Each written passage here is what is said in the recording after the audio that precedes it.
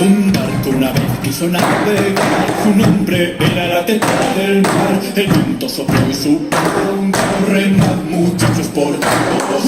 Pronto el ballenero vendrá y azúcarte y romperá.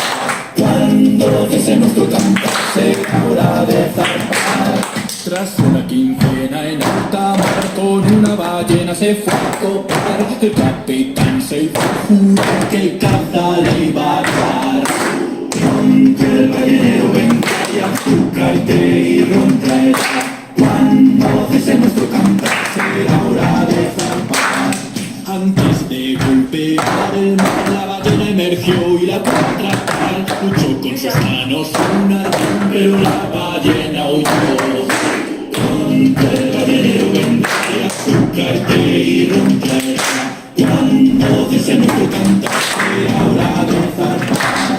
La lucha sigue entre los dos, aunque el capitán no está farón. Su credo es tener valor y a ella se aferró. Pronto el ballenero vendrá y azúcarte y romperá. Cuando desde nuestro campo será hora de zarpar.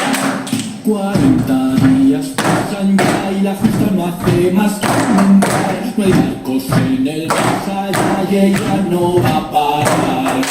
Pronto el ballenero vendrá y azúcarte y romperá. Cuando cese nuestro cantar será hora de zarpar. Dicen las malas lenguas que la batalla todavía sigue en pie. El ballenero clamará con hacia el capitán.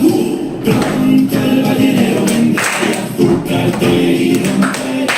Cuando cese nuestro canto será hora de zarpar. Pronto el ballenero vendrá y azúcarte y romperá.